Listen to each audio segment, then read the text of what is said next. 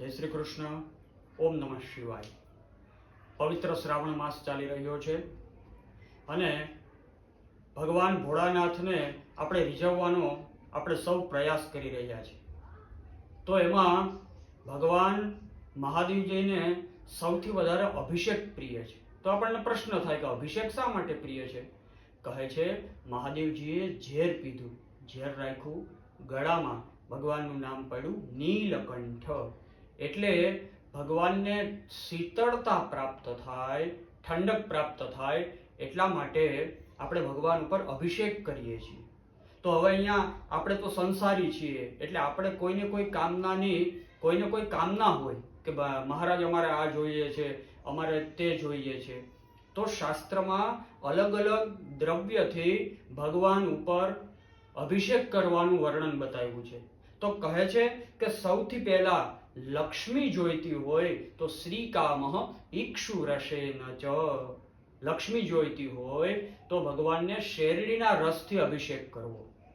પછી કહે છે કે આપણાથી, શરીરથી, મનથી કોઈ પણ પ્રકારના પાપ થઈ ગયા હોય તો એ પાપનું પ્રાયશ્ચિત કરવા માટે ભગવાન મહાદેવજીને મધથી અભિષેક કરવો જોઈએ. ત્યારબાદ શાસ્ત્ર કહે છે કે ઐશ્વર્ય જોઈએ છે, સમૃદ્ધિ જોઈએ છે. એક મકાન છે, 2 મકાન જોઈએ છે, એક ગાડી છે, 2 ગાડી જોઈએ છે, એને કહેવાય ઐશ્વર્ય. તો એ સમૃદ્ધિ જોઈએ છે. તો સમૃદ્ધિ માટે ભગવાનને દધના એટલે કે દહીંથી અભિષેક કરવામાં આવે છે. કહે છે આપણા બાળકો છે, ભણવામાં થોડા ધીમા છે, અથવા તો 5 વખત વાંચે પછી યાદ રહે છે, અથવા તો યાદ નથી રહેતું, તો બુદ્ધિની જડતા દૂર કરવા માટે ભગવાન મહાદેવજીને સાકરથી અભિષેક કરવો. બરોબર ધ્યાનથી સાંભળજો. ભગવાન મહાદેવજી ઉપર સાકરથી અભિષેક કરવામાં આવે તો બુદ્ધિની જડતા દૂર થાય છે. પછી કહે છે હું ને તમે આપણે બધા કોઈ આધિ વ્યાધિ ઉપાધિથી ગ્રસ્ત છે. આધિદૈવિક, આધિભૌતિક અને આધ્યાત્મિક. એટલે આપણે બધા આધિ વ્યાધિ ઉપાધિથી ત્રસ્ત છે.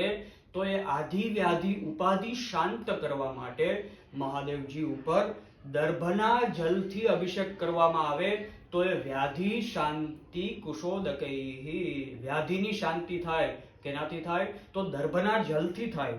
અને ઘણી વખત જોઈએ છે કે આપણા કોઈ હિતશત્રુ છે, આપણી સામે સારું બોલે છે અને આપણી પાછળ ખરાબ બોલે છે. તો આપણું શાસ્ત્ર કહે છે શત્રુનો નાશ નથી કરવાનો, પણ શત્રુની બુદ્ધિ આપણી તરફ વળી જાય એના માટે મહાદેવજી ઉપર સરસવના તેલથી અભિષેક કરવામાં આવે તો એ શત્રુ પરાજિત થાય છે. આમ શાસ્ત્રમાં મહાદેવજીને પ્રસન્ન કરવાના ઘણા બધા દ્રવ્યોના લિસ્ટ છે.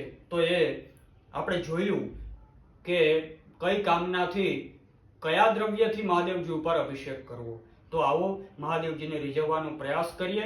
અને કાંઈ પણ કામના નથી તો ખાલી જલ પણ અર્પણ કરવામાં આવે તો ભગવાન કેવા છે, ભોળા છે, આશુતોષ, જલ્દીથી પ્રસન્ન થઈ જાય છે.